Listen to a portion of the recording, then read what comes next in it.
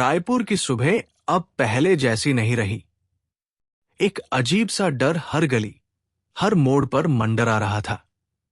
लोग नींद से उठते थे और शीशे में खुद को नहीं, किसी और को देखते थे। चेहरों का अदला-बदली, ऐसा पहले कभी नहीं हुआ था। डॉक्टर, टीचर, मजदूर, दुकानदार, कोई भी इससे बचा नहीं था। 56 साल का रिटायर्ड लेकिन अब भी तेज दिमाग वाला डिटेक्टिव रवि पुरोहित, जो अब एक छोटे से फोटो स्टूडियो के बगल में अपने पुराने झोले और छड़ी के साथ बैठा करता था, इस सब को बस टीवी और अखबारों में देख रहा था। लेकिन एक सुबह सब बदल गया। फोटोग्राफर रमेश चौधरी मारा गया है। मोहल्ले में जैसे तूफान आ गया। रमेश, जो लोगों के पासपोर्ट फोटो और शादी की एल्बम बनाता था, कल रात अपनी दुकान में मरा मिला। पुलिस ने जो सीसीटीवी देखा, उसमें रमेश को मारने वाला एक जवान लड़का दिखा, मगर मोहल्ले के लोगों ने पहचान की और पुलिस ने विनोद नाम के लड़के को पकड़ लिया। विनोद, जो कल ही शादी की बुकिंग कराने रमेश के पास गया था। लेकिन डिटेक्टिव रवि को कुछ ठीक नहीं लगा। विनोद की आंखों में सच्चाई थी और रमेश की दुकान के बाहर जो खून से सना कैमरा पड़ा था, उस पर कोई और नाम लिखा था, अर्जुन राठौर। रवि ने दुकान की जांच की। कैमरे के लेंस के पीछे एक पुराना सा लेंस कवर था और उस पर सिंदूरी रंग का धागा लिपटा हुआ था। ऐसा धागा जो आमतौर पर तांत्रिक लोग अपने काम में इस्तेमाल करते हैं। ये मामला सिर्फ कत्ल का नहीं है, रवि ने खुद से कहा। यह किसी गहरे खेल की शुरुआत है। रात होते ही रवि रमेश की दुकान में चुपचाप दाखिल हुआ। बिजली नहीं थी, लेकिन उसकी जेब में एक टॉर्च हमेशा रहती थी। दुकान के पीछे एक छोटा सा कमरा था, जिसमें पुराने कैमरे, एल्बम और कुछ फटी पुरानी किताबें थी। एक किताब हाथ लगी, चेहरे का विज्ञान। उसमें लिखा था, हर चेहरा एक पहचान नहीं, एक दरवाजा है। जो इसे खोलना सीख गया, वो किसी का भी बन सकता है। रवि की धड़कन तेज हो गई। तभी दरवाजे के बाहर हलचल हुई, किसी के कदमों की आवाज। रवि ने टॉर्च बंद कर दी, सांस रोक ली। दरवाजा धीरे से खुला और एक साया कमरे में घुसा। उसके हाथ में वही सिंदूरी धागा था और चेहरा, वो चेहरा जो रवि ने सुबह अखबार में देखा था, रमेश का। लेकिन रमेश तो मर चुका था। तो फिर ये कौन था? रवि की सांसें जैसे थम गई थी। कमरे में अंधेरा था, बस हल्की सी परछाई थी जो धीरे धीरे उसकी तरफ बढ़ रही थी। साया एक पल को रुका, फिर उसने जैसे कुछ महसूस किया। उसने दीवार पर हाथ फेरा और एक बटन दबाया। कमरे में अचानक हल्की नीली रोशनी फैल गई। अब रवि उस शख्स का चेहरा साफ देख सकता था। वो बिल्कुल रमेश जैसा दिख रहा था। वही आंखें, वही नाक, वही हल्की सी दाढ़ी। मगर एक फर्क था, उसकी आंखों में नरमी नहीं थी, उनमें एक अजीब सी चमक थी, जैसे वो किसी और की आंखें हों। रवि धीरे धीरे पीछे हटते हुए एक खाली ट्रंक के पीछे छिप गया। उसके हाथ कांप रहे थे, लेकिन दिमाग अब भी तेज चल रहा था। वो शख्स कमरे में इधर उधर देखने लगा। उसने किताबों के ढेर को हटाया और नीचे से एक छोटा सा लकड़ी का बॉक्स निकाला। उसे खोला और रवि ने देखा, अंदर इंसानी चेहरों जैसी दिखने वाली सिलिकॉन की परतें थी। हर परत एक अलग चेहरे की थी। किसी पर मुस्कान जमी हुई थी, किसी पर डर।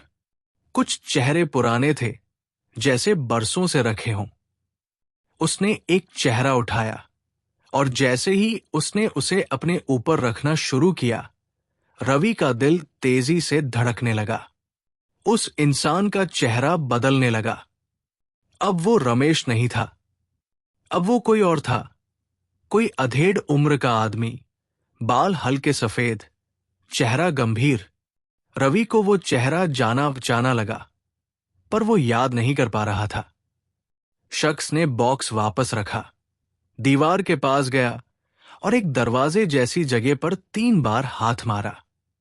दीवार हिली और एक गुप्त दरवाजा खुल गया। वो आदमी उसमें घुस गया और दरवाजा फिर से बंद हो गया। रवि चुपचाप निकला, सांस भरते हुए। बाहर निकलते ही उसने मोबाइल निकाला, लेकिन नेटवर्क गायब था। अगले दिन रवि ने सीधा पुलिस स्टेशन का रुख किया। इंस्पेक्टर वर्मा, जो अब तक विनोद को लॉकअप में डाले बैठा था, रवि की बातें सुनकर हंसने लगा। डिटेक्टिव साहब, अब आप जादू टोना भी पकड़ेंगे क्या? चेहरों का बदलना, गुप्त दरवाजे, नकली चेहरे, ये सब फिल्मों में होता है। रवि चुप रहा। फिर उसने इंस्पेक्टर से कहा, विनोद की गिरफ्तारी वाली फुटेज को जूम करके देखिए और उसके हाथ पर ध्यान दीजिए। वर्मा ने सीसीटीवी फुटेज वापस चलवाया। जब फुटेज को जूम किया गया तो वो सब दिखा। वो लड़का जो रमेश को मारता दिखा था, उसके हाथ पर एक तिल था, लेकिन असली विनोद के हाथ पर ऐसा कोई तिल नहीं था। इंस्पेक्टर थोड़ी देर तक चुप रहा, फिर बोला, मतलब असली कातिल कोई और है, जिसने विनोद का चेहरा पहना हुआ था? रवि ने सिर हिलाया, और ये सिर्फ एक मामला नहीं है। रमेश का मर्डर एक इत्तेफाक नहीं है, ये किसी बड़े खेल की शुरुआत है। इसी बीच एक और खबर आई। शहर की मेयर सुनीता चौबे, जो सुबह टीवी पर लाइव इंटरव्यू दे रही थी, अचानक कैमरे के सामने चुप हो गई और फिर अपनी ही आवाज में बोली, मैं वो नहीं हूं जो आप सोचते हैं। टीवी का कैमरा झूम गया, सिग्नल कट गया। राठौर धीरे धीरे कुएं की तरफ बढ़ा। जैसे ही वो कुएं के पास पहुंचा, घंटी अपने आप बजने लगी। बिल्कुल वही आवाज जो चिंटू ने बताई थी। राठौर ने झुककर कुएं के अंदर देखा। अंधेरा था, बहुत गहरा, लेकिन अंदर कुछ चमका। एक चेहरा, वही चेहरा जो उसने सीढ़ियों पर देखा था, लेकिन अब वो चेहरा गुस्से में था। तुमने मेरी सीढ़ियों पर कदम रखा, प्रेम राठौर। राठौर पीछे हट गया, उसका हाथ पिस्तौल पर गया, लेकिन तभी कुएं से एक जोरदार चीख निकली, ऐसी चीख जो इंसानी नहीं थी। और फिर कुएं के अंदर से आग की लपटें उठीं। राठौर ने भागकर मंदिर से बाहर का रास्ता पकड़ा, लेकिन एक साया उसका पीछा कर रहा था। वो भागा, लेकिन पीछे से कदमों की आवाज तेज होती जा रही थी। राठौर को लगा शायद यही उसकी आखिरी रात है। पर तभी मंदिर की सीढ़ियों के पास एक बूढ़ा आदमी खड़ा दिखाई दिया। उसने राठौर को रोककर कहा, अगर जिंदा रहना है तो उसकी कहानी समझनी होगी। राठौर हाफते हुए बोला, किसकी? बूढ़ा बोला, दूसरी मंजिल वाले आदमी की। और फिर वो बुजुर्ग खुद भी गायब हो गया। राठौर अब समझ चुका था, ये कोई आम केस नहीं, ये कहानी है किसी ऐसे आदमी की जो मरा तो कभी नहीं था। अब राठौर को उस कहानी को खोजना होगा, वरना अगला नंबर शायद उसी का हो सकता है। राठौर पूरी रात सो नहीं सका। मंदिर की घंटी, कुएं की आग, वो परछाई और वो बूढ़ा आदमी, सब कुछ उसके दिमाग में घूमता रहा। ऐसा पहली बार हुआ था कि एक केस की तह तक जाने से पहले ही उसे ऐसा लगा हो जैसे वो किसी और दुनिया में घुस रहा है। सुबह होते ही उसने पुरानी फाइलें निकाली। विकासपुर की पुरानी घटनाएं, हादसे, आगजनी, पुराने मकान, सब कुछ। और तब एक नाम बार बार सामने आया, शेखर मलिक। शेखर मलिक, विकासपुर का एक जाने माने बिल्डर का बेटा, 20 साल पहले अचानक गायब हो गया था। लोग कहते थे वो पागल हो गया था। किसी से बात नहीं करता था, सीढ़ियों पर घंटों बैठा रहता था और फिर एक दिन गायब। पुलिस ने बहुत ढूंढा, लेकिन कोई सुराग नहीं मिला। राठौर अब जान चुका था, दूसरी मंजिल वाला आदमी शायद शेखर मलिक ही है। लेकिन सवाल यह था, क्या वो अब भी जिंदा है या फिर कुछ और बन चुका है? राठौर उस इमारत में गया जहां शेखर मलिक आखिरी बार देखा गया था। पुरानी समृद्धि अपार्टमेंट। अब वो इमारत वीरान पड़ी थी। खिड़कियां टूटी हुई, दीवारों पर काई जमी थी और अंदर घुसते ही सीलन की बदबू से दम घुटने लगा। दूसरी मंजिल की सीढ़ियां अब भी वही थी, कुछ हिल रही थी, कुछ टूटी हुई। लेकिन एक बात अजीब थी, उन सीढ़ियों पर किसी के चलने के ताजा निशान थे। राठौर धीमे धीमे ऊपर गया। हर कदम के साथ एक अजीब सिहरन उसके शरीर में दौड़ रही थी। दूसरी मंजिल पर एक कमरा खुला मिला। कमरे के अंदर सब कुछ बिखरा था, पुराने कागज, जले हुए फोटो और एक अलमारी जिसमें एक डायरी रखी थी। राठौर ने डायरी खोली। पहला पन्ना लिखा था, मैं हूं लेकिन मुझे कोई नहीं देखता। मैं सुनता हूं लेकिन मेरी कोई नहीं सुनता। मैं चलता हूं लेकिन सब कहते हैं मैं भूत हूं। राठौर ने पूरा दिन वो डायरी पढ़ी। उसमें शेखर मलिक की कहानी थी। कैसे उसका दिमाग बदल गया, कैसे वो अकेला होता गया, कैसे उसे सीढ़ियों से डर लगने लगा और फिर सीढ़ियां ही उसका घर बन गई। एक पन्ने पर लिखा था, हर बार जब कोई मरा मैं वही था, लेकिन मैंने नहीं मारा। मैंने बस उन्हें उतरते हुए देखा। हर बार दूसरी मंजिल से। मुझे लगता है वो भी मेरी तरह है, कोई और है जो उन्हीं सीढ़ियों पर आता है, लेकिन अब वो मेरे अंदर समा गया है। राठौर की आंखें चौड़ी हो गई। क्या शेखर दो लोगों की बात कर रहा था? क्या कोई और था जो असली कातिल था? तभी कमरे की दीवार पर एक खरोंच दिखाई दी। ध्यान से देखने पर वो एक शब्द था, वापस मत आना। राठौर ने जल्दी से कमरे की तस्वीरें ली और बाहर निकलने ही वाला था कि अचानक कमरे का दरवाजा जोर से बंद हो गया। एक झटका, अंधेरा, सिर्फ एक आवाज। सीढ़ियों से कोई नीचे उतर रहा था। कदमों की गूंज पूरे कमरे में फैल गई।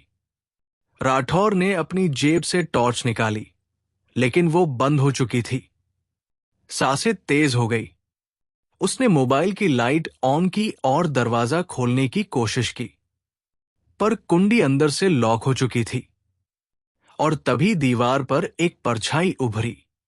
वही सफेद कपड़े, वही जलती आंखें, लेकिन इस बार परछाई ने कुछ कहा, तुमने मेरी कहानी छू ली है, अब तुम उसका हिस्सा बन चुके हो। राठौर ने जोर से दरवाजा धक्का दिया और तभी दरवाजा खुल गया। वो नीचे की ओर भागा, सीढ़ियां दो दो करके कूदता हुआ। लेकिन पीछे से आवाज आई, हर बार मैं उतरता हूं, पर इस बार तुम भी चढ़ोगे। राठौर जैसे तैसे बाहर निकला और एक लंबी सांस ली। दिन निकल आया था, लेकिन उसके मन में रात अब भी छाई हुई थी। लड़की अब पूरी तरह होश में आ गई थी। वो रवि को बताने लगी कि कैसे उसे एक इंटरव्यू कॉल के बहाने यहां बुलाया गया था और फिर उसे बेहोश कर दिया गया। जब उसे होश आया तो उसका चेहरा शीशे में किसी और का दिख रहा था। रवि ने उसकी बातों को रिकॉर्ड किया। अब उसके पास सबूत था। मगर तभी दरवाजा जोर से बंद हो गया। दोनों चौंक गए। कमरे की लाइट गुल हो गई। एक आवाज गूंजी, गहरी, भारी, डरावनी, तुमने हमारी दुनिया में घुसने की हिम्मत की। अब बाहर जाने का रास्ता भूल जाओ, रवि पुरोहित। रवि ने अनामिका का हाथ पकड़ा और बोला, अगर हम डर गए तो कोई भी नहीं बचेगा। चलो, इससे पहले कि वो लौटे, अंधेरे में दोनों ने बाहर निकलने की कोशिश शुरू की, मगर रास्ते अब वैसा नहीं रहा था जैसा पहले था। दीवारें हिल रही थी, फर्श कांप रहा था और हर कोने से अजीब सी फुसफुसाहटें आ रही थी। रवि समझ गया, अब खेल असली चाल पर आ चुका है। क्या वो निकल पाएगा? क्या सच सबके सामने आ पाएगा? ये खेल चेहरों का नहीं, अब वजूद का हो चुका था। रवि और अनामिका अंधेरे में दौड़ते जा रहे थे। रास्ता जैसा उन्होंने कुछ देर पहले देखा था, अब वैसा नहीं रहा। हर मोड़ पर दीवारें बदल रही थी, जैसे कोई भूल भुलैया बन चुकी हो। फर्श कभी लकड़ी का लगता, कभी पत्थर का, और कभी कीचड़ जैसा मुलायम। चारों ओर से फुसफुसाहटें आ रही थी, कई आवाजें एक साथ, कुछ हंसती हुई, कुछ गुनगुनाती, कुछ रोती हुई। रवि ने अनामिका का हाथ कसकर पकड़ा हुआ था। हिम्मत रखना, उसने कहा, तू अगर डर गई तो मैं भी हार जाऊंगा। अनामिका कांपती आवाज में बोली, रवि जी, अगर हम बाहर ना निकले तो? अगर उन्होंने हमें भी कोई और बना दिया तो? रवि ने उसकी तरफ देखा और पहली बार उसके चेहरे पर एक अपनापन दिखा। उसे लगा जैसे वो किसी को जानता है, शायद किसी भूली हुई याद की तरह। लेकिन अब सवालों का वक्त नहीं था। एक मोड़ पर आते ही सामने एक बड़ा सा शीशा रखा था, बिल्कुल वैसा ही जैसे पहले कमरे में था, मगर इस बार ये शीशा दीवार में लगा नहीं था। ये जैसे किसी ने बीच रास्ते पर रख दिया हो, रास्ता रोकने के लिए। रवि ने टॉर्च चलाकर देखा, शीशे में वो खुद और अनामिका नहीं, कोई और ही दिख रहे थे। शीशे में दो अनजान लोग थे, एक बूढ़ा आदमी और एक छोटी बच्ची। रवि ने घबराकर टॉर्च हिलाई और तभी शीशे में बूढ़ा आदमी बोला, ये रास्ता तुमसे शुरू नहीं हुआ है, लेकिन खत्म तुमसे ही होगा। अनामिका ने चिल्लाकर कहा, हमें जाने दो।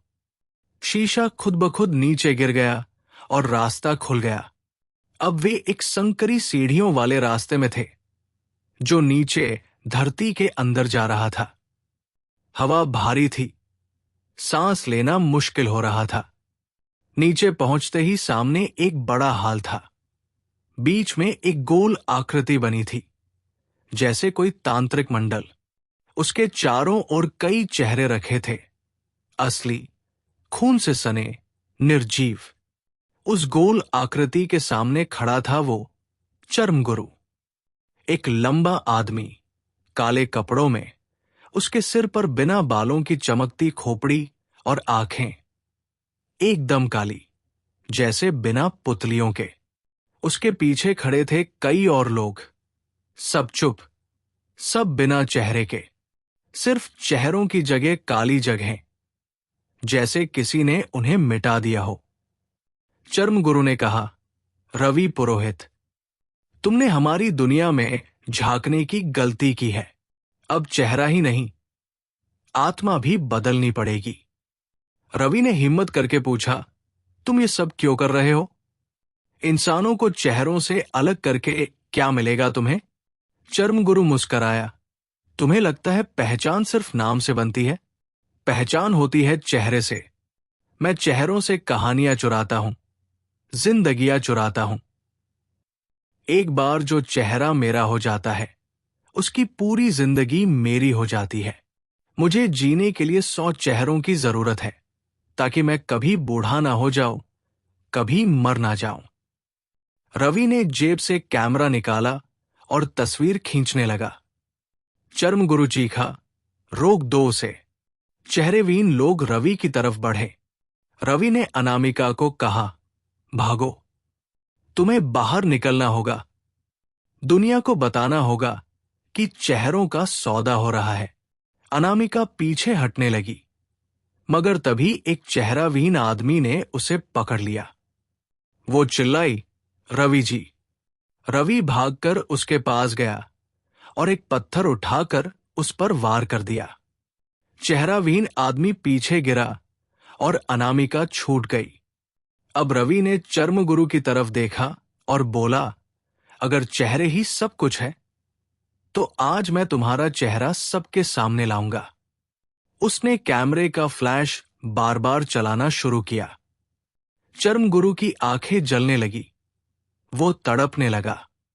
अचानक उसके चेहरे से एक एक करके परतें गिरने लगी। हर परत के नीचे एक नया चेहरा, एक नया नाम।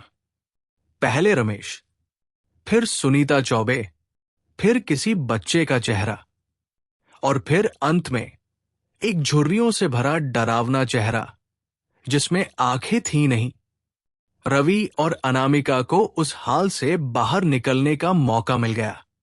वे भागे, सीढ़ियां चढ़ते हुए, दरवाजा ढूंढते हुए। पीछे से चर्मगुरु की चीखें गूंज रही थी, तुम वापस आओगे, ये चेहरा तुम्हारा नहीं रहेगा, मैं सब बनूंगा। रवि और अनामिका जैसे तैसे बाहर निकले। जब वे रमेश की दुकान से बाहर आए, सूरज निकल रहा था। रवि ने देखा आसपास की दुकानों से लोग बाहर आ रहे थे, लेकिन कुछ के चेहरे बदले हुए लग रहे थे। एक दुकानदार ने उन्हें देखते हुए कहा, आप कहां से आ रहे हैं? सब ठीक है? अरे, आप तो कल वाले इंटरव्यू में थे ना टीवी पे? रवि चौंका। मैं? दुकानदार बोला, हां, आपके जैसे ही दिखने वाले एक आदमी ने कल मेयर की जगह प्रेस कॉन्फ्रेंस की थी। रवि ने पलटकर अनामिका की तरफ देखा। अब लड़ाई बाहर की शुरू हो चुकी थी। अब चेहरों के चोर शहर में फैल चुके थे। क्या रवि समय पर सबके सामने सच ला पाएगा? क्या चेहरों की ये दुकान कभी बंद होगी? रवि और अनामिका कुछ देर तक दुकान के बाहर चुपचाप खड़े रहे। दोनों की सांसें तेज थी, कपड़े धूल और खून से सने हुए थे।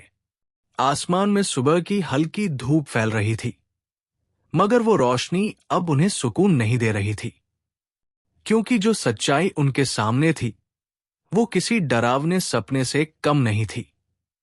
रवि ने धीरे से कहा, अब हमें रुकना नहीं है। जो देखा उसे दुनिया तक पहुंचाना है, वरना ये लोग हर चेहरा चुराकर इस शहर को बेजान बना देंगे। अनामिका ने सिर हिलाया, लेकिन उसकी आंखों में डर अब भी जिंदा था। उसी वक्त रवि के मोबाइल पर एक नोटिफिकेशन आया। एक न्यूज चैनल का लाइव वीडियो चल रहा था। उसने झट से मोबाइल खोला। स्क्रीन पर एक आदमी खड़ा था जो हूबहू रवि जैसा दिख रहा था। मैं डिटेक्टिव रवि पुरोहित आज एक चौंकाने वाला सच आपके सामने लाने आया हूं, वो कह रहा था। चेहरों की अदला बदली कोई अफवाह नहीं, बल्कि एक साइंटिफिक तकनीक है जिसे सरकार अब जनता के भले के लिए इस्तेमाल करेगी। रवि का गला सूख गया। अनामिका चिल्लाई, वो तो आप है। रवि ने मोबाइल जमीन पर पटक दिया। वो मैं नहीं हूं। वो अब मेरी जिंदगी जी रहा है। अब बात सिर्फ चेहरों की नहीं रही थी, अब पहचान का सवाल था। अब ये लड़ाई खुद को साबित करने की थी। रवि ने फैसला किया, उसे एक बार फिर उसी तहखाने में जाना होगा। अगर वो असली चेहरे को दुनिया के सामने लाना चाहता है तो सबूत चाहिए, और वो सबूत वही थे जहां डर पल रहा था। शहर में हलचल शुरू हो गई थी। पुलिस, मीडिया और आम लोग सभी उसी नकली रवि की बातों को सच मान बैठे थे। असली रवि अब सिर्फ एक बूढ़ा, थका हुआ और बदनाम आदमी था जो अपने ही चेहरे को वापस पाना चाहता था। वो और अनामिका उस रात दोबारा उसी दुकान में घुसे। इस बार उन्होंने एक कैमरा, टेप रिकॉर्डर और एक ट्रैकिंग डिवाइस साथ ली। गुप्त दरवाजा अब पहले की तरह आसानी से नहीं खुला। दीवार जैसे भारी हो गई थी। रवि ने 3 बार थपथपाया, कोई हरकत नहीं। फिर उसने दीवार पर टॉर्च मारी और देखा कि पहले जहां लाल तिलक जैसा निशान था, अब वहां काली राख लगी हुई थी। अनामिका ने कहा, शायद अब वो हमें अंदर नहीं आने देना चाहता। रवि बोला, या शायद डर गया है कि हम अंदर आ गए तो उसकी सच्चाई बच नहीं पाएगी। अचानक दीवार खुद ब खुद हिली और खुलने लगी, मगर इस बार अंदर का रास्ता अंधेरा नहीं था, पूरा लाल रोशनी से भरा हुआ था, जैसे किसी मुर्दा घर में लाइट जला दी गई हो। वे धीरे धीरे अंदर घुसे। आवाजें नहीं थी, पर माहौल डर से भरा था। एक लंबा गलियारा था।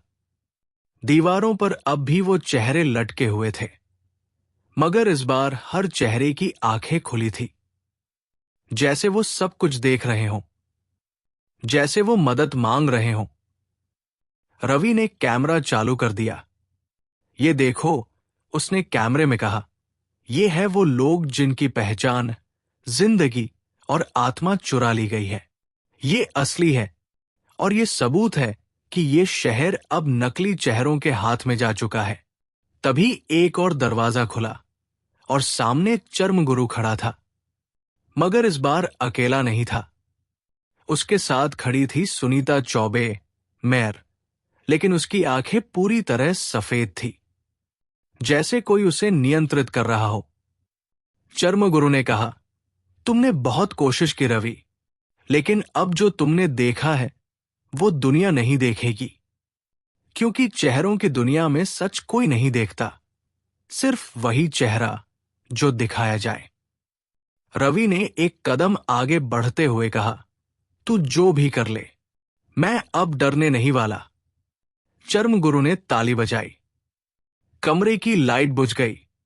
जब रोशनी दोबारा आई तो वहां दर्जनों लोग खड़े थे, हर किसी के हाथ में मास्क जैसा चेहरा, और हर चेहरा रवि जैसा ही। अनामिका चिल्लाई, ये क्या हो रहा है? रवि की आंखों में आंसू थे, मगर गुस्सा भी। तू मुझे मिटा नहीं सकता, क्योंकि मैं अब अकेला नहीं हूं। उसने जेब से टेप रिकॉर्डर निकाला और चालू कर दिया। चर्मगुरु की सारी बातें उसमें रिकॉर्ड हो चुकी थी। ये अब दुनिया सुनेगी, और तेरी हकीकत सबके सामने आएगी। तभी कुछ नकली चेहरे आगे बढ़े। लड़ाई शुरू हो गई। रवि और अनामिका ने हाथ में जो मिला उससे खुद को बचाया। लोहे की छड़े, टूटे लकड़ी के टुकड़े। लेकिन तभी चर्मगुरु की चीख गूंजी, अगर मेरी पहचान कोई नहीं जान पाया तो कोई भी अपनी पहचान लेकर नहीं बचेगा। उसने मंत्र पढ़ना शुरू किया। हवा कांपने लगी, दीवारें हिलने लगी। मगर इसी बीच अनामिका ने अपनी जेब से एक छोटी शीशी निकाली, जिसमें उस पुराने धागे की राख थी जो रवि ने पहले दिन पाया था। उसने वो राख चर्मगुरु की तरफ फेंकी। जैसे ही राख उसके शरीर से टकराई, उसके चेहरे जलने लगे। उसकी आंखें काली से लाल हो गई, फिर सफेद, और फिर पूरी तरह खत्म। वो जमीन पर गिरा और उसका चेहरा बिखर गया जैसे रेत हो। बाकी नकली चेहरों ने एक एक करके खुद को गिरा दिया, जैसे उनकी जान भी उसी में बसी हो। रवि जमीन पर बैठ गया। उसके हाथ कांप रहे थे। अनामिका उसकी तरफ आई और बोली, अब क्या? रवि ने कहा, अब हमें असली चेहरों को उनकी जिंदगी लौटानी है। क्या ये सचमुच अंत था, या चेहरों का सौदा कहीं और अब भी जिंदा था? रवि और अनामिका उस तहखाने में खामोश खड़े थे। चारों तरफ चेहरों का ढेर बिखरा पड़ा था, जैसे कोई बर्फ की परतें पिघल गई हों। हवा में अब वो भारीपन नहीं था, लेकिन कुछ अधूरा था। चर्मगुरु का शरीर राख बन चुका था, मगर उसका असर, वो कहीं ना कहीं अब भी जिंदा था। रवि ने दीवार के कोने में लगे एक पैनल को देखा। वहां कई बटन थे, एक स्क्रीन और कुछ पुरानी फाइलें। स्क्रीन चालू थी और उस पर शहर के अलग अलग इलाकों में लगे कैमरों की फुटेज चल रही थी। रवि ने कहा, यह सिस्टम अब भी काम कर रहा है। इसका मतलब ये खेल अब भी चल रहा है। सिर्फ उसका मरना काफी नहीं था। अनामिका ने एक फाइल उठाई। उसमें कई नाम लिखे थे, उनके साथ फोटो और नोट्स। किसका चेहरा किसे दिया गया, कौन कहाँ भेजा गया, कौन अब किस पहचान में जी रहा है। कुछ नाम काट दिए गए थे, कुछ पर स्याही फैली थी। रवि ने कैमरा ऑन किया और सीधा रिकॉर्डिंग शुरू की। उसने फाइलों को दिखाया, हर नाम पढ़ा और बोला, ये है असली पीड़ित, जिनकी जिंदगी, चेहरा और पहचान छीन ली गई। और ये खेल अब सालों से चल रहा था। तभी स्क्रीन पर एक ब्लिंकिंग रेड डॉट दिखा। एक नया वीडियो चालू हुआ। स्क्रीन पर एक आदमी बैठा था, उम्रदराज, गंभीर, उसकी आंखें नीली थी और आवाज धीमी मगर साफ। उसने कहा, अगर तुम ये देख रहे हो तो मैं मर चुका हूं। लेकिन मैं चर्म गुरु नहीं था, मैं उसका बनाने वाला था। रवि और अनामिका चौंक गए। वीडियो में वो आदमी बोलता रहा। चेहरों का सौदा एक प्रोजेक्ट था, जिसका मकसद था पहचान को टेक्नोलॉजी और तंत्र से जोड़ना। पर जब मैंने देखा कि ये प्रोजेक्ट इंसानों को ही खत्म कर रहा है, तो मैंने खुद को छिपा लिया। चर्म गुरु मेरा प्रयोग था, मगर उसने खुद को भगवान समझ लिया। और अब जो हुआ वो उसी का परिणाम है। वीडियो खत्म हुआ। रवि दीवार की तरफ बढ़ा और एक बड़ा स्विच देखा, जिस पर लिखा था, system reset, all identities reversed. उसने अनामिका की तरफ देखा। अनामिका बोली, अगर तुमने इसे दबाया तो सब कुछ अपनी जगह लौटेगा। रवि ने गहरी सांस ली। शायद, पर हो सकता है कुछ टूट भी जाए। उसने बटन दबाया। पूरे तहखाने में एक तेज आवाज गूंजी। चेहरों की दीवारें कांपने लगी। एक एक करके सब चेहरों की जगह उनकी असली जगह लौटने लगी। जो चेहरा किसी बच्चे को दे दिया गया था, वो अब उस बच्चे से अलग हो गया। जो किसी नेता की पहचान में जी रहा था, वो अब वापस आम आदमी बन गया। बाहर की दुनिया में खबर फैल गई। शहर में अजीब बदलाव। कई लोग बदल गए। चेहरों में परिवर्तन। कुछ लोग पागल हो गए, कुछ लोगों को अपना नाम याद नहीं रहा, और कुछ लोग चुपचाप घर लौट गए जैसे कुछ हुआ ही ना हो। रवि और अनामिका ऊपर आए। सूरज निकल चुका था। शहर अब भी वही था, लेकिन कुछ बदल चुका था। कुछ अजीब मगर शांत। पुलिस ने तहखाने को सील कर दिया। सरकार ने बयान दिया। ये सब एक तकनीकी गलती थी। साइबर हैकिंग का मामला है। मीडिया ने कुछ दिन तक शोर मचाया, फिर सब भूल गए। पर रवि नहीं भूला। वो अब भी रोज सुबह उस दुकान के सामने बैठता, जहां से ये सब शुरू हुआ था। एक पुराना कैमरा उसकी गोद में होता और हाथ में एक नोटबुक, जिसमें वो हर उस इंसान का नाम लिखता जो उसे कभी जाना पहचाना लगता। अनामिका अब एक एनजीओ में काम करती थी। वो उन लोगों की मदद करती जो अब भी अपनी पहचान खोज रहे थे। कई चेहरे वापस आ चुके थे, मगर कुछ अब भी खोए हुए थे। एक शाम रवि अपनी दुकान बंद कर रहा था कि एक बच्चा आया। उसने कहा, दादाजी, आप डिटेक्टिव है ना? रवि मुस्कराया, कभी था, अब बस बातें सुनाता हूं। बच्चा बोला, मेरी मां कहती है आपने उनका चेहरा वापस दिलाया था। रवि चौंका, तुम्हारी मां का नाम क्या है? अनामिका, बच्चे ने कहा। रवि की आंखों में नमी आ गई। उसने आसमान की तरफ देखा। सूरज ढल रहा था, लेकिन कहीं ना कहीं एक नई सुबह फिर से होने वाली थी। शहर में अब भी चेहरों की भीड़ थी, लेकिन रवि जानता था, हर चेहरा अब एक असली इंसान का है, और यही उसकी जीत थी। कहानी खत्म नहीं हुई थी, लेकिन एक अध्याय पूरा हो चुका था। चेहरों का सौदा अब बंद हो चुका था। शायद, शायद नहीं।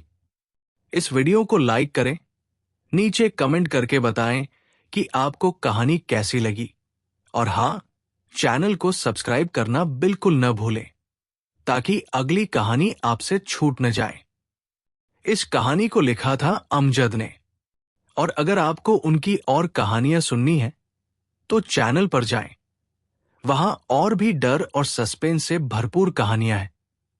यकीन मानिए, आपको वो भी उतनी ही पसंद आएंगी।